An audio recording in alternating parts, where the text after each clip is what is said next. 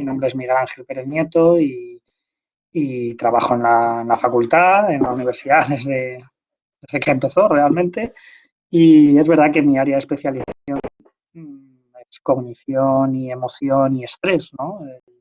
Así se llamaba el doctorado que yo hice en su día y bueno, pues tengo experiencia en investigar y en trabajar tanto a nivel clínico como en aplicaciones en contextos de salud y educación en estos procesos vinculados a la emoción, a la cognición y al estrés. Entonces, bueno, el objetivo de la charla yo creo que, o de la webinar, o como os decía, básicamente es fijar algunos conceptos sobre estrés y de alguna forma dar un marco que permita entender muchas de las webinars que van a venir detrás. Sabéis que esto encaja dentro de, pues se presentan dentro de una iniciativa eh, que ha surgido desde el Departamento de Psicología de la facultad y de la universidad. Y ahora le doy las gracias por adelantado a Amalia por toda la organización y todo lo que ha hecho, que creo que no estaba conectada, que tenía una entrevista con la familia hoy hasta ahora, pero bueno, el objetivo es que de alguna forma busquemos también en estas webinars una oportunidad para interactuar y que, bueno, lo que podamos ayudar desde el Departamento de Psicología, por la experiencia que tengamos en el manejo de muchas de las situaciones a las que nos vamos a enfrentar en este confinamiento, pues que lo podamos compartir y os podamos ayudar.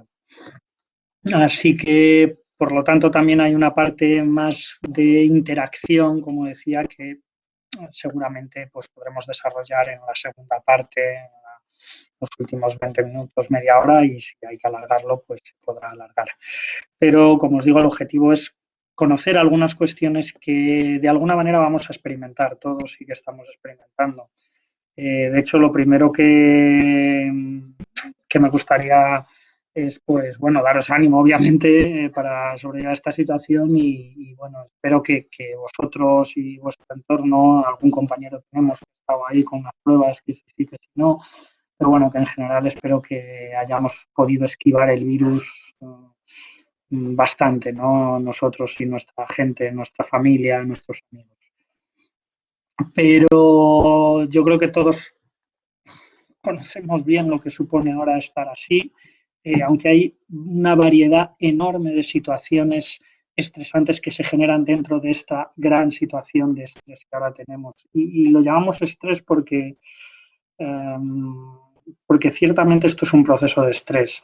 Fijaros, no he querido ponerlo ni he querido hacer una presentación muy prolongada para que sea mucho más una charla, ¿no? Y no tanto como una especie de clase, pero fijaros que la definición clásica que hay bueno, hay distintas aproximaciones, pero una de las definiciones clásicas de estrés, ¿no? de Richard Lazarus, hace ya más de 50 años planteaba, o 40 años, que al final el estrés es un proceso, ahora lo vamos a ver, pero que es un proceso del organismo frente a una percepción de que la situación nos demanda o nos exige más de lo que nosotros somos capaces de afrontar. En definitiva, es como que las demandas percibidas de la situación superan los recursos percibidos o los recursos que entendemos que tenemos para enfrentarnos al estrés. Y eso nos pasa muchas veces en la vida, muchos días, en muchas circunstancias, pero obviamente cuando hay circunstancias excepcionales, pues esto pasa más, ¿no? Se me ocurren un montón subcircunstancias, si queréis, de las que hay ahora por tener que convivir mucho tiempo con la familia, los que estén conviviendo con la familia, pero los que estén viviendo solos, tener que pasar tanto tiempo solos y solo poder conectarse virtualmente. Los que estén en familia, pero estén, por ejemplo, en un proceso de separación, ¿no? Por ejemplo, ayer mismo o bueno, de separación latente, ¿no? Es decir, en un contexto familiar que ya era conflictivo previamente, digo una separación porque muchas veces lo son, o un divorcio, pues de nuevo, ¿no? No se está preparado para estar un mes en esa situación. O cuando hay problemas con alguno de los hijos, o cuando tenemos familiares que están enfermos, ¿no? O incluso como ha habido el caso, ¿no?, de algún compañero, ¿no? O también incluso cuando llegamos a o se llega a perder a algún familiar y no hay posibilidad de despedirse de ellos, de compartir la pena físicamente con otros familiares, ¿no? En fin, todo eso está pasando y bueno, son elementos suficientemente significativos, ¿no? Pero además es que encima estamos trabajando muchos o siguiendo las clases y se suman el resto de preocupaciones. Así que ante algo tan extraordinario y excepcional, bueno, yo creo que lo primero es fijar algunos conceptos, entender los mecanismos más básicos que hay en torno a, a los procesos de estrés y las respuestas emocionales que llevan asociadas para a partir de ahí que podáis manejar y entender todas esas respuestas con las herramientas que se os van a dar en las siguientes webinars, algunas muy específicas sobre manejo y regulación emocional a nivel individual o como lo que hablaba Marta, ¿no?, que tiene además una amplísima experiencia clínica, o a nivel de familia, con los niños, que me parece que la va a impartir Ruth Castillo, bueno, eh, desactivarse, relajarse, mindfulness, que tenemos a Marian, ¿no?, que dirige el experto en mindfulness. O sea que la idea es que las webinars que vienen detrás sean realmente útiles. No digo que la mía no la vaya a ser, pero probablemente un poco menos, ¿no? Pero sí que es importante también, y esto es algo que en psicología tenemos claro, fijar muy bien los conceptos, que la gente entienda qué es lo que está haciendo cuando está haciendo mindfulness, cuando está haciendo relajación, cuando está intentando cambiar su forma de pensar, ¿no? Y esa es un poco la idea, ¿no?, el que hoy fijemos estos objetivos. Así que, como os decía, el estrés va a ser un proceso que de alguna manera arranca cuando hay esa percepción de que el entorno está exigiendo, está demandando más de lo que entendemos que somos capaces de dar, ¿no? Cuando parece que la situación nos supera. Y estos procesos pueden ser microprocesos, digamos, es decir, se pueden dar pequeños momentos, situaciones puntuales, pueden manejarse, pero también pueden prolongarse en el tiempo. Con lo cual, la dinámica de este proceso también va a ser muy importante, ¿no? Intentaré usar un lenguaje sencillo, pero si se me escapa algún tecnicismo, pues disculpadme para los que no provengáis de la psicología o la pedagogía o cosas cercanas, y viceversa, para los especialistas, pues entender un poco el proceso, ¿no? Bien, fijaros, cuando hablamos de estrés, esta curva es un poquito excesiva, pero me gustaría recalcarla porque el estrés es un concepto, yo creo, tremendamente asumido en la sociedad, ¿no? Todo el mundo entiende, no es una palabra desconocida para la gente. Hasta los años 70 por ahí no tuvo una presencia potente en la sociedad y realmente es un concepto que en el ámbito de la psicología se importa casi desde la ingeniería, en donde se hablaba mucho del estrés como elemento de presión directamente, ¿no? Y se hablaba, por ejemplo, del estrés que ejercía el puente sobre los pilares del puente o cosas así, ¿no? Bueno, Seeley, que es un fisiólogo de los años 50, empezó a estudiarlo en relación a la respuesta del organismo, de los distintos organismos, no solo del ser humano, y entendió o alcanzó las conclusiones que le iban a proponer un sistema que él llamó el síndrome general de adaptación y que hace referencia, y por eso me interesa mucho empezar desde este punto, a que en esas situaciones de demanda extrema, lo que nos encontramos es que el cuerpo, el organismo reacciona. De hecho, muchos de estos estudios arrancan con animales. El organismo reacciona fisiológicamente y quiero empezar por esta parte de fisiología. Voy a ver si ajusto bien los tiempos para no prolongarme más de lo necesario, porque a veces también en psicología generamos o atendemos demasiado al pensamiento, entendemos que es algo muy abstracto y a veces es algo mucho más sencillo, mucho más mecánico de lo que podríamos pensar, ¿no? En realidad lo que nos estamos encontrando es que en muchas de estas situaciones en las que nos encontramos realmente hoy, al final el cuerpo se ve en la necesidad de responder y casi siempre hay una percepción de amenaza en esa sensación de entender que la situación supera nuestros recursos, ¿no? De manera que en los procesos de adaptación de las especies, ante las amenazas se ha respondido o los organismos han dado respuestas siempre de sobreactivación. Voy a remarcar un poco aquí o a marcar algunas cosas con la pizarra, ¿vale? O con el dedo. A ver, que no he puesto el ratón en el este y se me...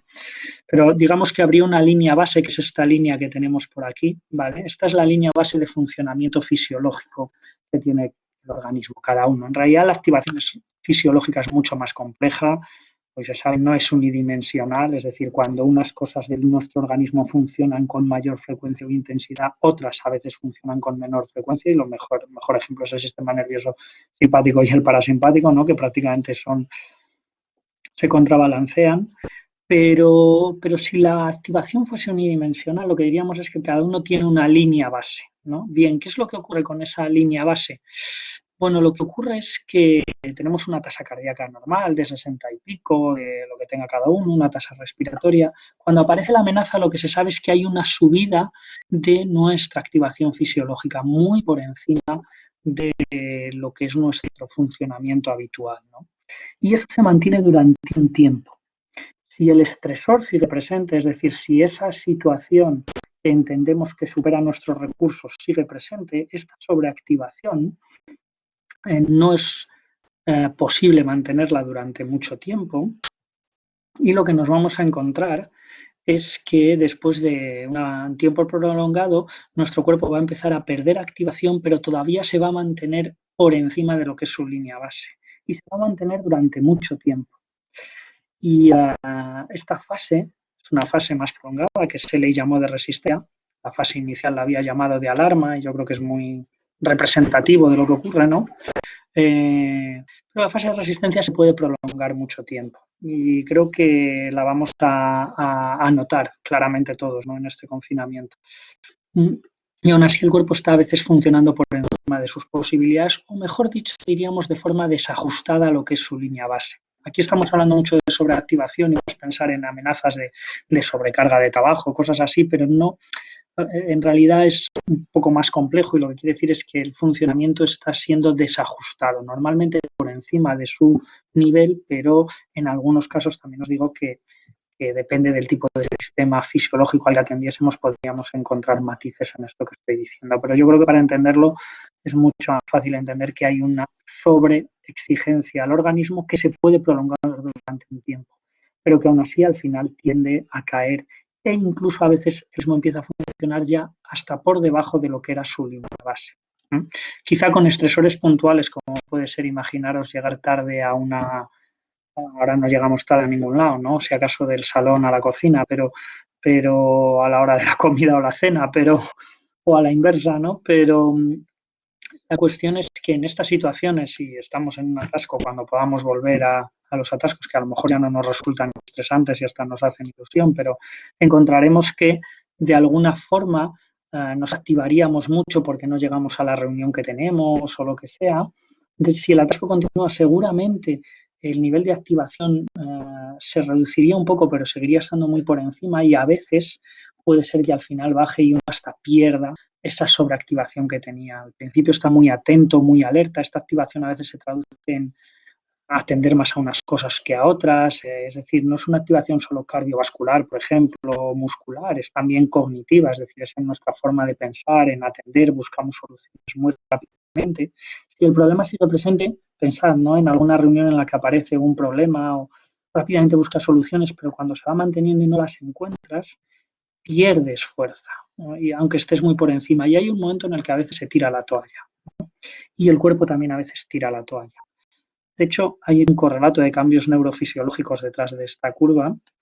De hecho, aquí se funciona muy rápidamente. A veces, fijaros cuando dais un frenazo, lo rápido que salta el corazón del pecho, ¿no?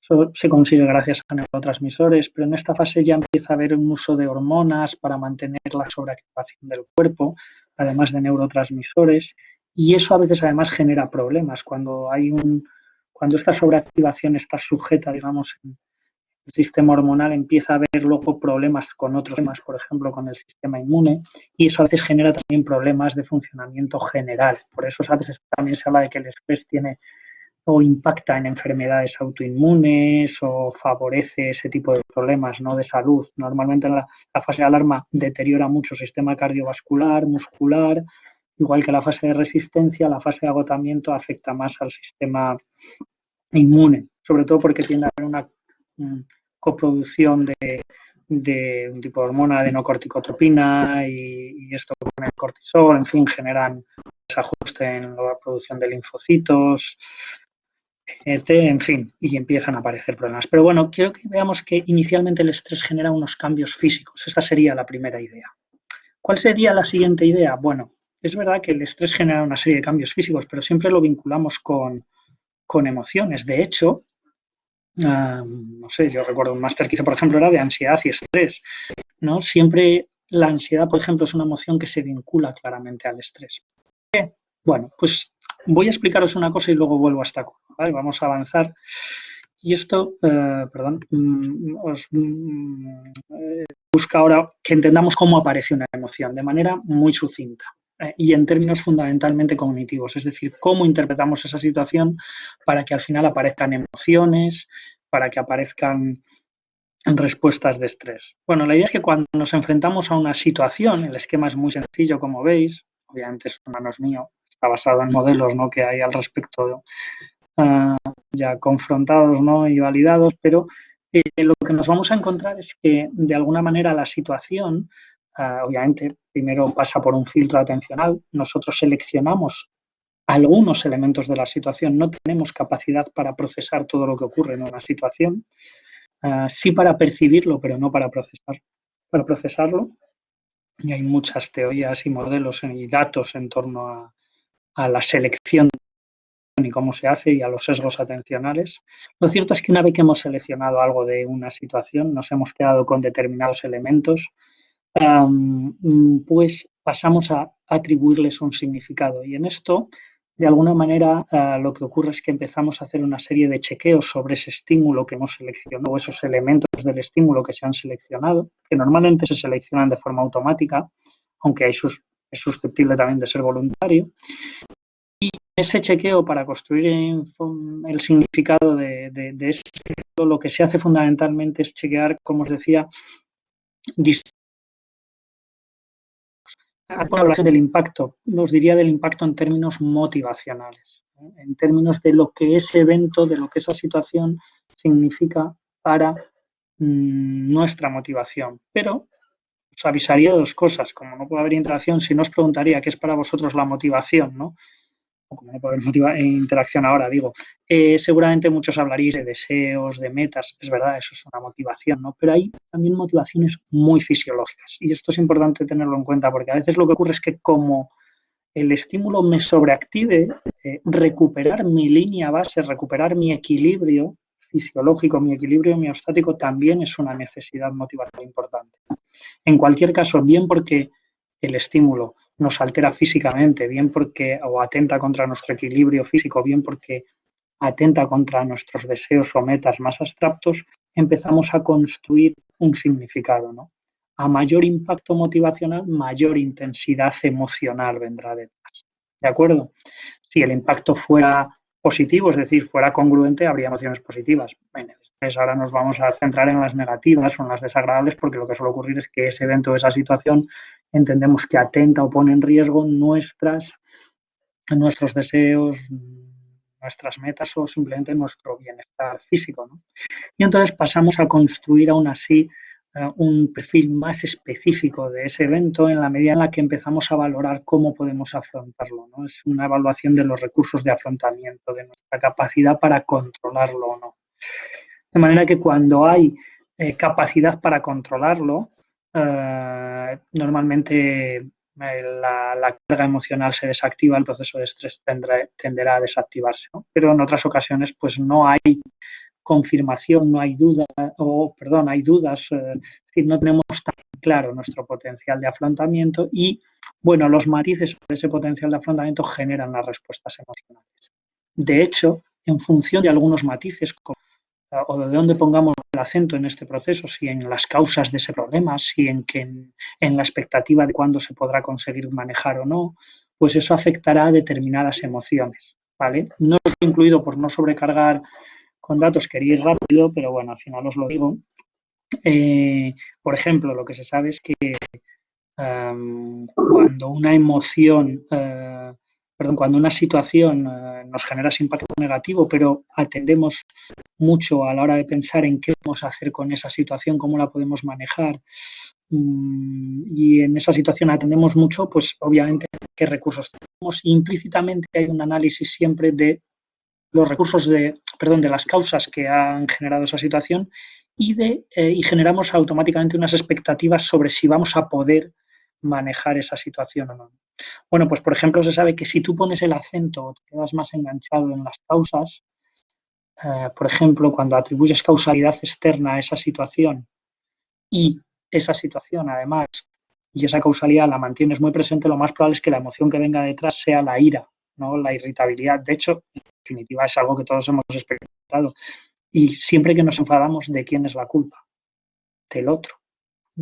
Si yo os digo, de hecho, que ahora estoy enfadado, seguramente entenderéis que es con alguien o con algo. Si fuese conmigo mismo, tendría la necesidad de decir eso, porque en vuestra cabeza automáticamente vais a pensar siempre que la ira o el enfado es con otros. Con la tristeza ocurre en pues, otras parecidas, ¿no? Por ejemplo, la tristeza se apoya mucho en la idea o en que o pasa mucho cuando las personas se quedan enganchadas en la expectativa de que no va a haber cambios, ¿no? De que no va a haber cambios futuros, de que no voy a ser capaz de controlar la situación, por lo tanto, de que he perdido ese deseo, esa meta o lo que fuese. Y siempre es así, ¿no? La tristeza es típica de situaciones de pérdida, de desesperanza.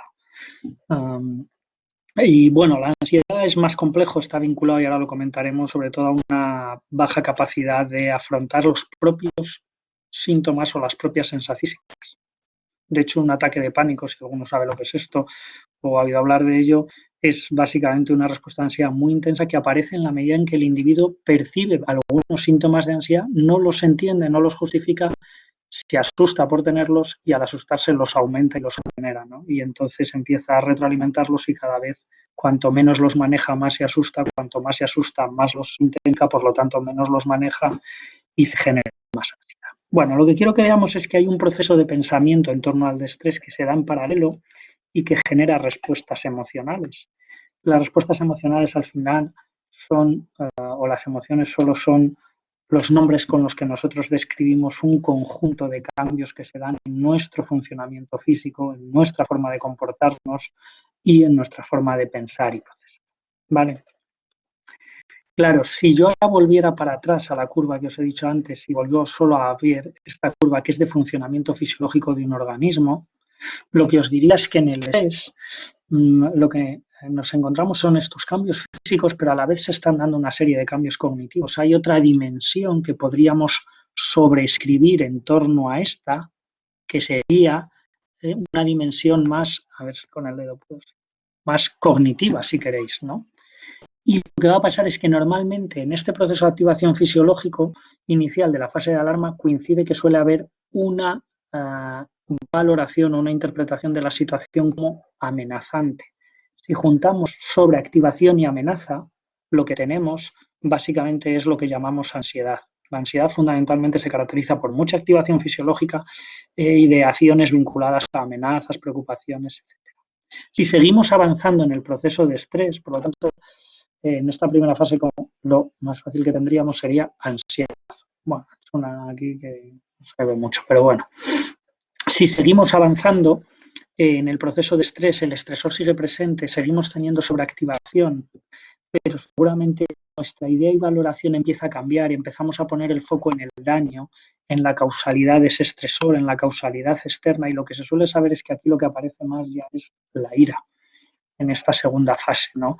Es una opción que ya va apareciendo en las fases medias de los procesos de estrés. Normalmente empiezas con incertidumbre, nos va a pasar primera semana, a ver cómo lo vamos manejando, luego nos empezaremos a cabrear con el coronavirus, con su gestión, por parte del gobierno, con el mundo en general, con lo que sea, ¿no? Y a veces, si el estresor continúa presente, ni siquiera ya nos centramos en el daño, es que ya entendemos que hay cosas que no se van a recuperar, la expectativa de cambio y de recuperación empieza a ser errónea y entramos en un proceso en el que es más típica la tristeza, ¿no? Entonces, bueno, no tiene por qué ser siempre así, obviamente, pero lo que quiero que veamos es que las emociones, en definitiva, solo son acotaciones que hacemos dentro de una serie de momentos puntuales del proceso de estrés. ¿De acuerdo? Y que, por lo tanto, tienen componentes fisiológicos, componentes cognitivos y además mueven conductas muy particulares de esas emociones. ¿Vale?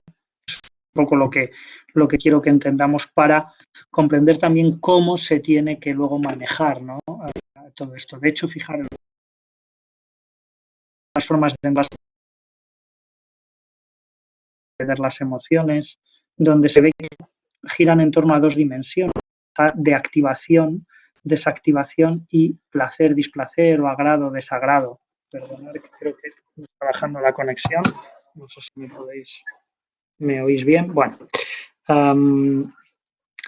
entonces fijaros que de alguna forma las emociones giran siempre en torno a estos dos niveles, activación, desactivación y agrado, desagrado.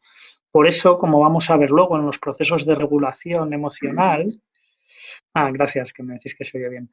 En los procesos de regulación emocional, lo que vamos a trabajar muchas veces es en conseguir regular el eje de activación-desactivación y el eje el de activación-desactivación normalmente con relajación, mindfulness, etcétera, y el de placer-displacer es un eje mucho más cognitivo, mucho más subjetivo, experiencia, pues normalmente con técnicas más cognitivas, ¿no? Con aprender a pensar de otra manera, a reinterpretar, a corregir sesgos en la selección de la información, sesgos atencionales, o a corregir sesgos en la forma de interpretar, ¿vale? Pero fijaros que en realidad esos dos ejes son muy importantes porque es sobre los que estamos girando continuamente.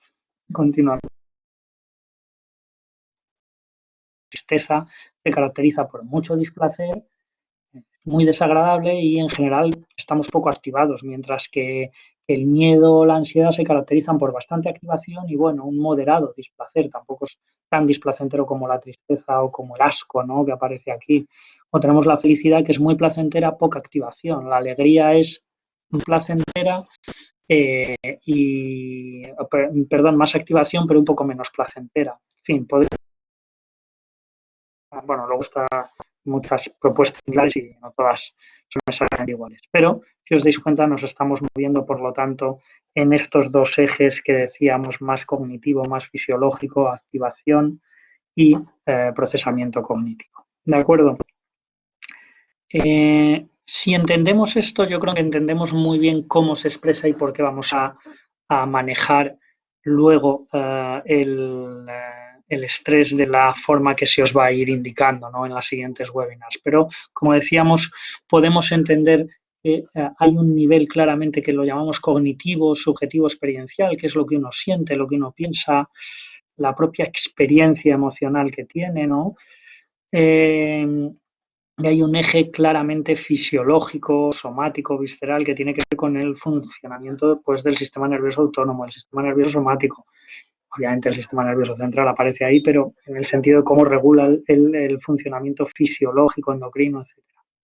Y es verdad que nos quedaría un tercer nivel, que es muy importante, que es lo que hacemos y las conductas. Una forma a veces de trabajar y de regular la emoción y los procesos de estrés, tanto en la perspectiva más cognitiva como en la fisiológica, es la propia conducta. No hemos hablado de ello, pero fijaros que en el modelo que aparece se ve que hay sistemas de retroalimentación, es decir, que los cambios que se producen en la emoción tienden a impactar en el propio proceso, a veces sosteniendo la propia emoción. Por ejemplo, es muy típico que cuando uno tiene miedo se fije en cosas que le dan miedo. Si yo tengo fobia a las arañas y hay una araña y estoy con otra en el despacho y hay una persona que no tiene fobia a las arañas, la probabilidad de que encuentre la araña quien tiene fobia es mucho mayor, ¿no? También la propia activación fisiológica influye en que el impacto se perciba como mayor porque todo parece más intenso. Así que, de nuevo, la fisiología tiende a mantener ese sistema emocional. Pero la propia conducta a veces también, por ejemplo, en la ansiedad, como respuesta típica al proceso de estrés es muy habitual que se dé una conducta de escape o de evitación, es decir, como algo me resulta difícil, amenazante, intento escaparme. Claro, es que se habla de gente a la que están deteniendo en la calle porque se sigue escapando de los hospitales, o se escapa a hacer cosas, en fin, a la calle, ¿no? Son conductas que alivian, y esta palabra del alivio quizás representa muy bien el truco que tiene la ansiedad para mantenerse en la vida de las personas, ¿no? Casi todas las conductas vinculadas a alivio o que nos dan alivio, ¿no? Es muy típico trabajar a veces con los pacientes también, preguntarles simplemente la diferencia o cuánto le aporta de satisfacción lo que han hecho y cuánto de alivio, ¿no? Cuando el porcentaje de alivio supera el de satisfacción, suele ser un indicador de conductas que responden no tanto a sus intereses personales, sino a la emoción de ansiedad y a querer escapar de ella, ¿no? Así que, bueno, tenemos ahí un punto también sobre el que tendremos que hablar. Pero, como quiero que preguntéis vosotros y quiero acabar como en 15, perdón, o 10 minutos máximo, 5, os comentaré algunas cosas. En definitiva, si os dais cuenta, lo que estamos viendo es que el estrés es un proceso natural, de adaptación del individuo, porque a veces no lo hemos dicho, pero un estrés moderado te sobreactiva lo justo para poder afrontar las cosas que se te vienen encima, y a veces es muy, muy útil en ese sentido, pero, pero también es cierto que esa sobreactivación viene a veces acompañada de respuestas emocionales que son normales, no hay que patologizar, pero que sí que es cierto que se convirtiendo en más patológico. Lo más frecuente es la ansiedad porque es la primera, como decíamos, en ese proceso de adaptación, pero detrás suele venir la ira y, bueno, la tristeza también, ¿no? ¿Qué tendríamos que hacer para manejar todo esto? Porque todo esto además tiene, pero desde luego sobre el rendimiento el estrés influye mucho, y yo creo que muchos los que estéis teletrabajando veis que no sé, del nuevo entorno de aprendizaje pues cuesta más si no estaba, y mi rendimiento a veces es un poco peor, etcétera. No sé, yo mismo no suelo hacer webinars, ¿no? Entonces, pues no es lo mismo esto que en una charla física con interacciones más continuas, etcétera, ¿no? Pero también tiene impacto sobre la salud física, en este caso que además el estresor es muy particular porque tiene que ver en la mayor parte de los casos con la inactividad física, y eso es un estresor, digamos, solapado, oculto, pues va a haber consecuencias fisiológicas marcadas, ¿no? Y desde luego también sobre la propia salud mental y la sensación de bienestar, ¿no? La ansiedad, los episodios, el estrés siempre precipita problemas en psicopatología, ¿no? Yo doy clase de psicopatología y de emoción también, pero bueno, en psicopatología siempre casi todos los trastornos arrancan o tienen entre sus variables precipitantes procesos de estrés. Es muy común.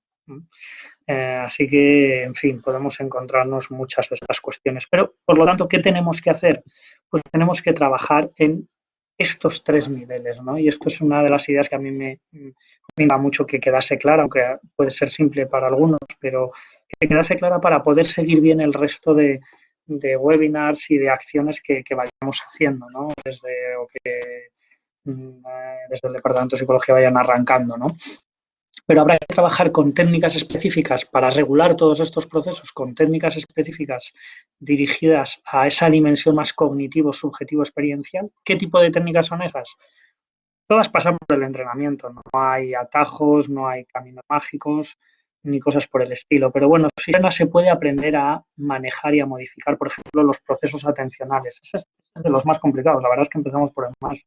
Es difícil, ¿no? Aprender a corregir procesos atencionales, pero se pueden corregir esos procesos atencionales o aprender a llevar en paralelo. A veces no podemos dejar de pensar en algo, dejar de mirar a algo que nos molesta de otra persona, pero sí que podemos aprender a que ocupe un menor espacio y tenga menor impacto en nuestra conducta, ¿vale? Pero también podemos aprender a manejar y modificar procesos de pensamiento vinculados sobre todo contenidos del pensamiento, haciendo reevaluaciones. Quizás fuese buena una webinar, le voy a decir a Amalia también, incluir alguna más sobre, justamente específicamente sobre reestructuración cognitiva, aprender a pensar de otra manera o algo así, que puede estar muy bien.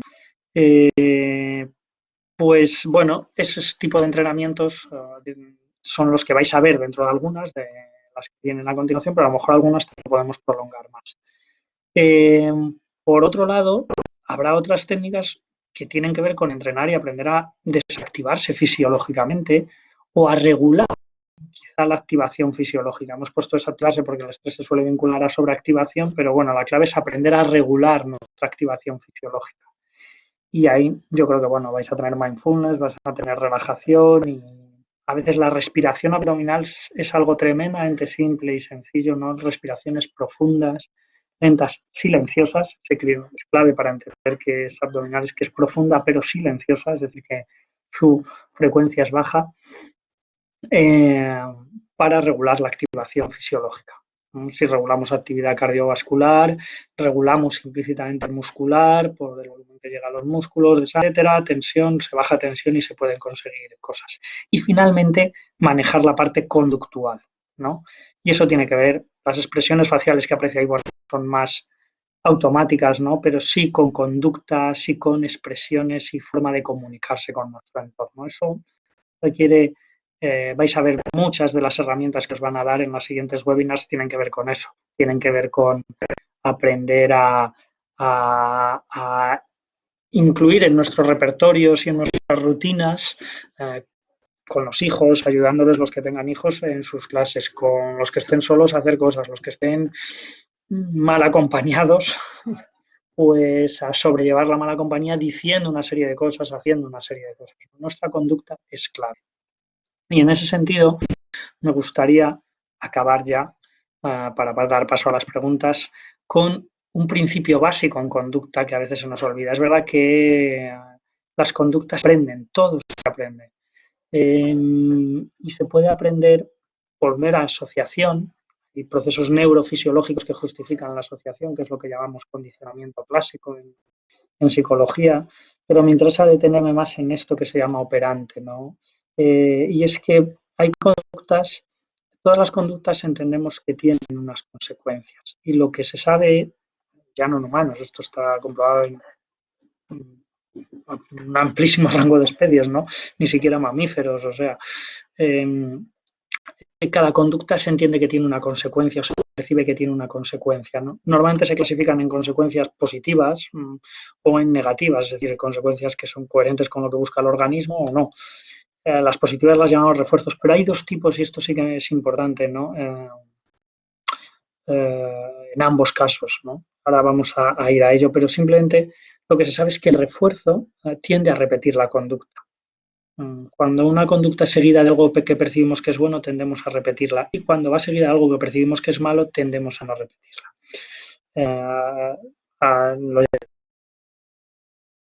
Es verdad que a los psicólogos nos gusta más el refuerzo que el castigo, pero a veces hay que castigar, no decimos que no, cuidado, pero lo que se sabe es que tiene mucho más impacto el refuerzo. Y del refuerzo, de esas consecuencias positivas, podríamos clasificarlas en dos tipos: sumar algo bueno o restar algo malo. Bueno, el refuerzo más potente que hay es este, el de restar algo malo, lo que llamamos refuerzo negativo. Cuando yo descubro que haciendo algo me quito malestar, tiendo a repetirlo. Y eso en los procesos de estrés es muy peligroso porque como me sobreactivo, porque como estoy disgustado, porque como manda la emoción, a veces hago cosas para quitarme la emoción. Pero a veces hacer cosas para quitarme la emoción a corto plazo no son coherentes con lo que yo quiero a medio plazo. Si yo tengo que subir a dar la charla esta y la niña se me cruza y le doy una voz, pues seguramente es porque estoy estresado y me quedo tan a gusto diciéndole quita de aquí, no sé qué, o déjame, pero seguramente solo me quedo a gusto durante ese minuto, pero después no es la forma en la que probablemente yo quiero relacionarme con mi hija o lo que sea, ¿no? ¿Entendemos? Entonces hay que tener mucho cuidado porque los refuerzos negativos, las conductas de alivio, probablemente son muy peligrosas en la situación en la que estamos. Van a ser muy cortoplacistas y nos vamos a encontrar con que al día siguiente la situación va a ser muy similar, no vamos a estar a gusto con lo que se hizo y necesitamos regularlas desde el principio. Entonces os diría que cuidado, porque si cambiamos estas conductas por otras, eh, podremos regular mejor nuestros procesos de estrés. Y bueno, como ya se me ha colado alguna pregunta o algún comentario, si os parece, lo dejamos aquí, paro la grabación y hablamos de ello, bien por el micro, el que quiera hablar, o por el chat.